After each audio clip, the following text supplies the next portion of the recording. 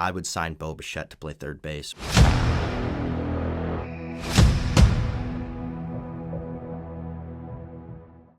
Hello, everybody, and welcome back to episode 2. I know it's been quite a while, but with school, finals, Christmas, and everything, I've been really busy. Took a little bit of time off, and now we are going to get right back into it after the quarterfinals of the college football playoff. So we're going to talk a little bit of football, a little bit of baseball today, my predictions, what I think teams should do. Mainly going to focus on the Tigers when we get into baseball, but let's jump right into the college football playoff. So a lot of stuff that I've talked about in the past, maybe not on this podcast, but I've been saying I have done a show for school, stuff like that. I'll probably add clips of that show in here, which I did way back in the early December. I actually talked about first game that I want to talk about is the best game of the college football playoff so far is that Ole Miss Georgia game. Fantastic job, Ole Miss. You know, I said earlier previously on the school show that I did that Ole Miss is going to be a sneaky team, and I'll put a clip in a minute about that. Mm-hmm. I think Ole Miss, now that Lane Kiffin, hey, see ya, I'm gone. Now that they've finally got some solid ground to stand on, I think they're going to be able to make a real decent shot. But Ole Miss is going to be a sneaky team, and I thought Lane Kiffin leaving and all that drama leaving with him, I thought that was going to be a big factor in Ole Miss play, and turns out it was.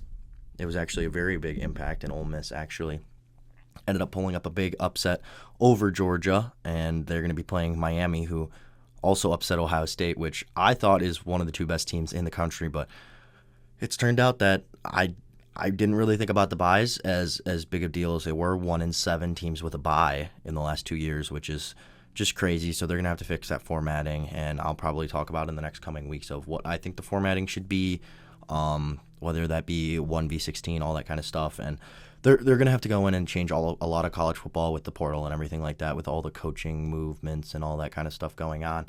They're going to have to change a lot, and changes are coming.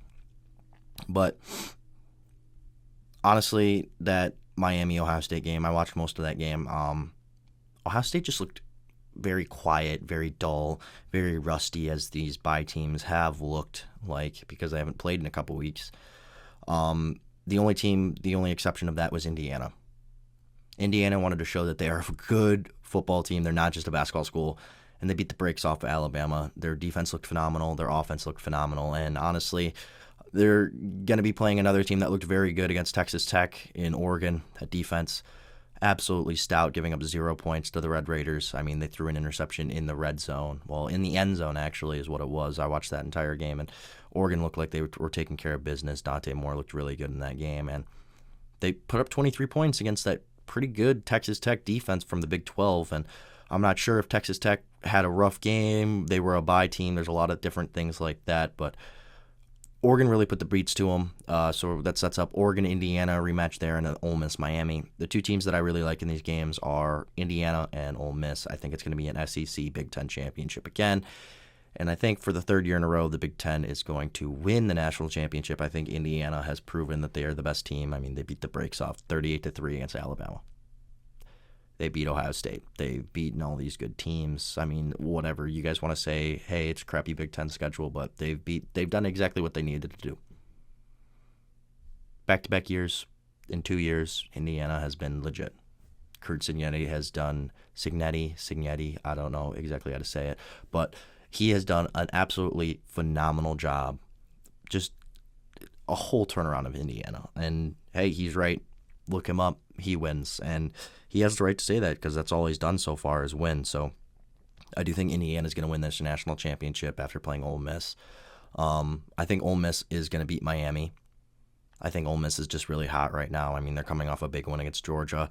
I know Miami is coming off of a big win as well, but that I think, not to say Miami didn't earn the win, but I think Ohio State gave them the win. I mean, Julian Sand threw a pick six. I mean, stuff happens. I mean, Julian Sand didn't look outstanding in that game like he has in previous games. But, you know, I'm just going to have to go with Indiana winning this against Ole Miss. I think both those teams have got a lot to play for, a lot to prove. And I think Indiana has solidified themselves as one of the best teams in college football.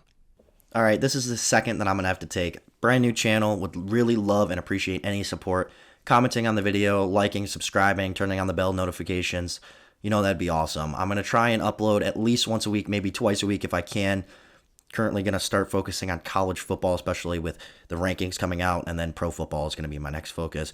Baseball in the spring is going to be what it's all about. Might talk a little bit of hockey, but I appreciate any support that you guys give me, especially with this channel being brand new and so young. But I appreciate any liking and any subscribing to the BergerTime show. Thank you so much. So we're going to take a minute, and I want to talk a little bit about the Tigers.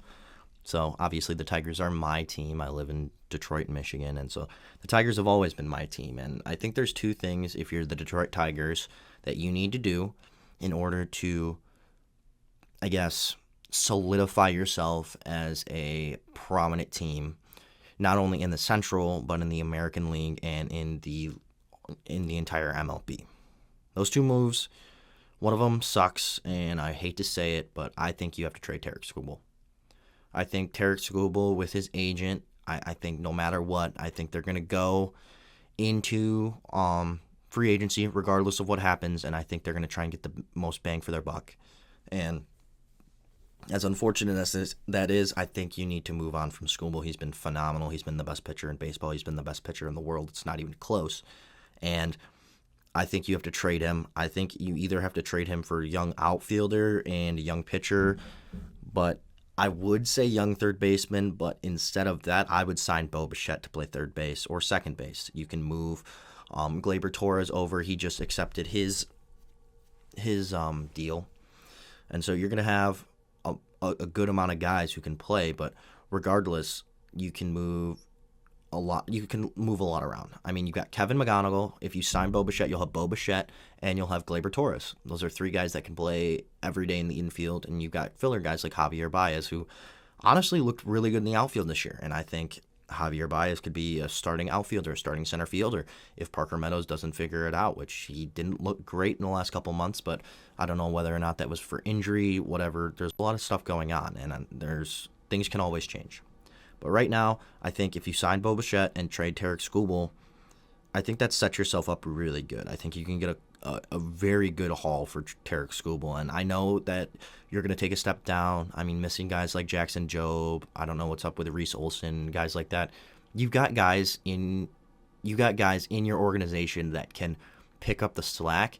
I think of it more like a Moneyball scenario. Hey, you're never going to find that Jason Giambi or that, in this case, Tarik Skubal, but you can find 3 or 4 guys that can make up for his production. Instead of one dominant pitcher, if you have 4 very good to elite pitchers, it's going to make up for it. Obviously, it would suck not having that guy, not having that Tarik Skubal, that ace of a pitcher, but honestly, the Tigers didn't really play that well with Tarik Skubal on the mound. I mean, I don't know their exact record, but it seemed like it wasn't always a guaranteed win. And I think if you get a guy like Bo Bichette in the order, top of the order guy, leadoff guy, 2-hole, 3-hole, something like that, especially with Gleyber Torres, you can hit Gleyber Torres 2 and Bo Bichette 3. I think stuff like that can really take full precedent. Hey, okay, you got guys at the 2 and 3-hole guys who can really hit the ball, guys who can really start scoring runs, and that solves the problem that you had with Tarik Skubal on the mound. I mean, you weren't able to score enough runs. Hey, yes, Tarik Skubal gave up 2-3 runs a game, but you were only able to score 1 or 2 runs. You'd lose those games. And I feel like you can get enough for Tarik Skubal to make it worth it. Now, granted, I don't think anybody could ever replace Tarik Skubal, and he's probably going to end up signing with the Dodgers or a big market team like the Yankees anyway. Maybe even the Mets when it comes to free agency. But honestly, the biggest 2 things that you can do is sign Bo Bichette and trade for Skubal. And I know a lot of guys are all in on Bregman. I don't really like Bregman that much. He's older. He's good on defense. He's good on offense. But I think Bo Bichette, that upside, plus the versatility. If you get Alex Bregman, he's going to DH and he's going to play third base. If you get Bo Bichette, you could play second base, shortstop, third base. I think you could do a lot more with Bo Bichette, especially considering you got guys like Gleyber Torres, guys like Javier Baez, guys like Kevin McGonigal coming up.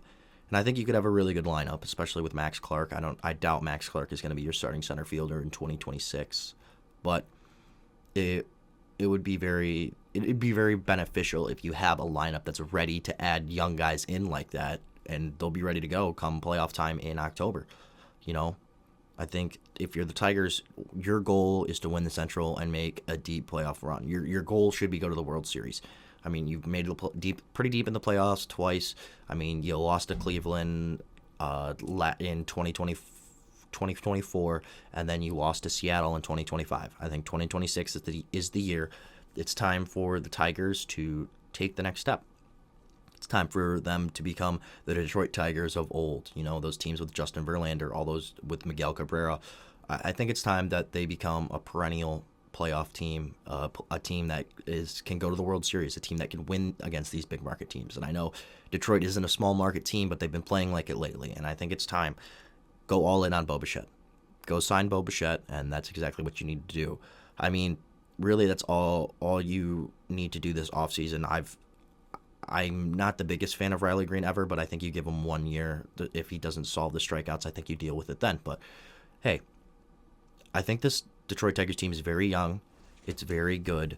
I think if you're able to get Bo Bichette, who's only 28 with a 4.1 WAR, outstanding WAR, I think he's the game changer. I think he's the player that you really need to go after in order to make the Detroit Tigers a team that everybody's talking about.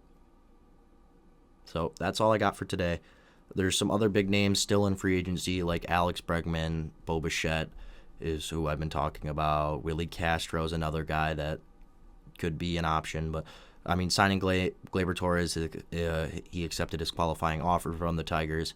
I think that's all you got to do. First base is pretty much stacked. I mean, you got Torkelson, who's on your team already, and I think that's what you really need to go to. You got Torkelson, you've got Gleyber Torres, if you get Bo Bichette, and then you got Kevin McGonigal. You got all of these guys. You can put Kevin McGonigal at shortstop, and you can play Bo Bichette at third base, or Bo Bichette at shortstop and Gleyber Torres at second base. Like, you can make all of these different possibilities of, hey, where can guys play? What can guys play? It would be perfect for the Detroit Tigers, and I think the move that they need to make is sign Bo Bichette. And if you want to keep Tarek Skubal for the year and deal him at the deadline or just let him walk, that's totally up to you. But you need to be willing to make a 100% push into the playoffs to win the World Series this year with Tarek Skubal if you're not getting something in return for him. You know, I don't think you have to trade Tarek Skubal. I think you have to either do one or the other. You have to either have to reset and trade Tarek Skubal and retool your team in order to make a different playoff run with a new pitching staff, all that kind of stuff, or you just add to Tarek Skubal and you win the World Series this year. Those are your only two options, and I think it's time the Tigers make that step. So that's it for today. Thank you so much for tuning in to the BergerTime Show. I'm Luke Weinberger, and we'll see you in the next episode.